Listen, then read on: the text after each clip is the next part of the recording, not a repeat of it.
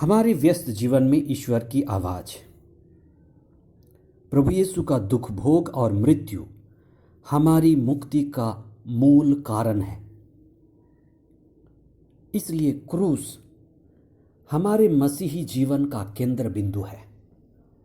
क्रूस यानी दुख भोग, पीड़ा, दर्द, संकट। आज हम माता मरियम के जीवन में आए हुए उन 7 दुखों को याद करते हुए विशेष प्रार्थना करते हैं और माता मरियम के इन 7 दुखों को प्रभु यीशु के दुख भोग का पूरक मानते हैं और उन पर चिंतन करते हैं। 24वां सामान्य सप्ताह 15 सितंबर 2021 बुधवार। माता मरियम के दुखों पर विशेष चिंतन। पहला पाठ तिमोथी के नाम संत पौलुस का पहला पत्र अध्याय 3 पद संख्याएं 14 से 16 तक और संत योहन का सुसमाचार अध्याय 19 पद संख्याएं 25 से 27 तक। दुनिया में दुख कम, गम और पीड़ा और कष्ट ज्यादा मालूम पड़ता है। अगर आप किसी के चेहरे को ध्यान से देखेंगे और उनके हृदय की दर्द भरी बातों को सुनेंगे तो आपको पता चलेगा कि कितने लोगों के हृदय में आंसू है और कितने लोगों के चेहरे में आंसू बह रहा है। बहुत सारे लोग अपने आंखों के आंसू को बहने नहीं देते और वे समझते हैं कि हम सभ्य हैं, पर हकीकत यह है कि बहुत सारे सभ्य लोग भी जिनके हृदय में आंसू भरा है, आंसू को छिपाने की कोशिश करते हैं और बहुत से लोग जो दुख और पीड़ा और दर्द से घिरे हैं अपने आंसुओं को अंदर ही अंदर पी जाते हैं। आज हम प्रभु यीशु के क्रूस विजय के ठीक दूसरे दिन माता मरियम के उन 7 दुखों को याद करना चाहते हैं जिसे उन्होंने अपने जीवन में झेला और माता मरियम के इन दुखों को याद करते हुए हम उन लोगों के लिए विशेष प्रार्थना करना चाहते हैं जो अपने अपने परिवार में, अपने अपने जिंदगी के उतार चढ़ाव में शारीरिक बीमारी, मानसिक परेशानी, पारिवारिक संघर्ष और शत्रुओं से घिरे हैं और दुख झेल रहे हैं। माता मरियम के हृदय को हम निष्कलंक हृदय कहते हैं। इसका अर्थ यह है कि माता मरियम का निष्कलंक हृदय प्रभु यीशु के उनके सच्चे प्रेम का प्रतीक है और जहां सच्चा प्रेम है वहां दुख उठाने का, पीड़ा झेलने का और कष्ट से गुजरने की अद्भुत ताकत व बल मिलता है। क्रूस के नीचे खड़ी माता मरियम के हम उस अनन्य प्रेम को, उनके अटूट धैर्य को और आत्मा की ताकत को देख सकते हैं। आज का सुसमाचार इसी को प्रकट करता है। सुसमाचार के मुख्य अंश ईसा की माता, उनकी बहन क्लियोपस की पत्नी मरियम और मरियम मगदलेना उनके क्रूस के पास खड़ी थी। ईसा ने अपनी माता को और उनके पास अपने उस शिष्य को जिसे वह प्यार करते थे देखा। उन्होंने अपनी माता से कहा, भद्रे, यह आपका पुत्र है। इसके बाद उन्होंने उस शिष्य से कहा, यह तुम्हारी माता है। उस समय से शिष्य उसे अपने यहां आश्रय दिया। प्रभु यीशु का दुख भोग, मृत्यु और पुनरुत्थान हमारे मसीही जीवन का मूल कारण है। प्रभु यीशु का क्रूस हमारे मसीही जीवन का केंद्र बिंदु है। इसी प्रभु यीशु के क्रूस के साथ हम माता मरियम के उन 7 दुखों को आज विशेष रूप से याद करते हैं और उन पर चिंतन करते हैं।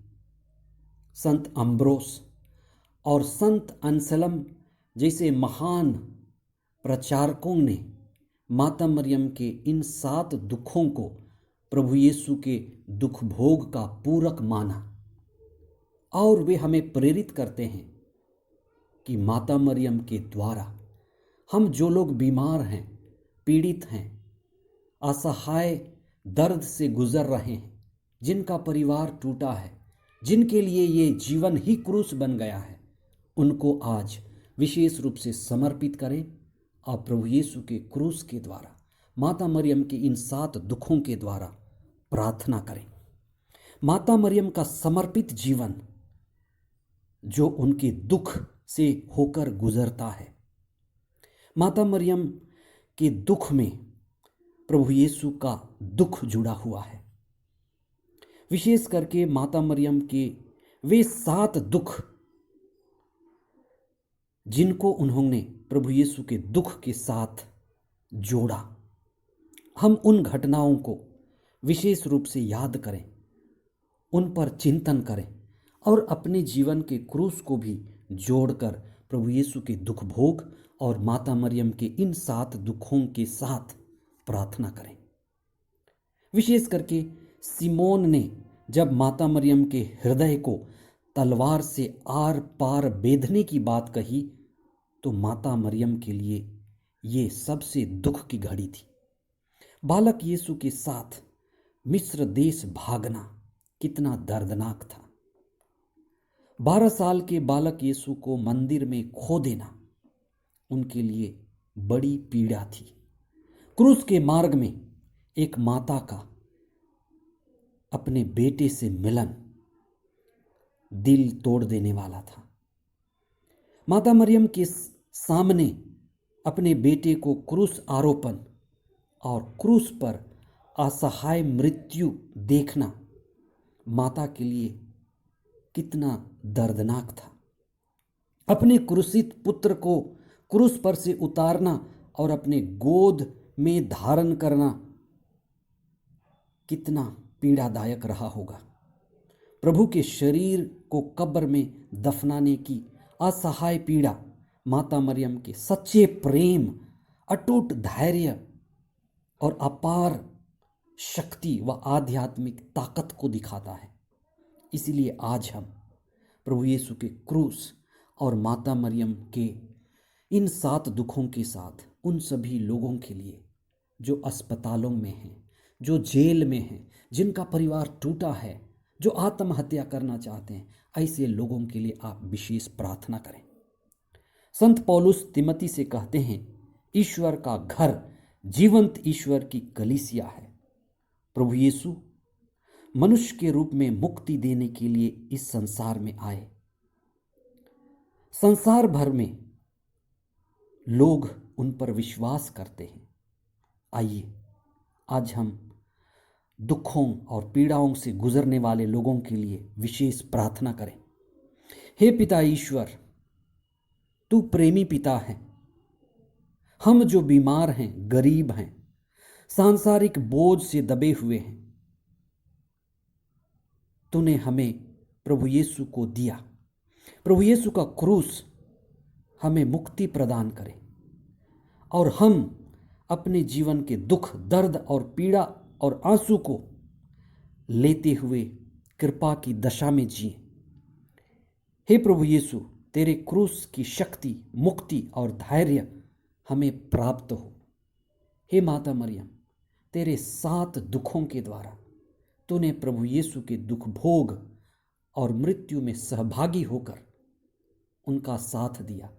हमारे लिए भी प्रार्थना कीजिए कि हम अपने क्रूस को, अपने जीवन के दुखों को, क्रूस भरे रास्ते को कृपा की दशा में होकर जिएं और अपने जीवन में मुक्ति को लक्ष्य बनाएं और मुक्ति पा सकें। ये प्रार्थना हम करते हैं हमारे प्रभु ख्रीस्त के द्वारा। आमीन।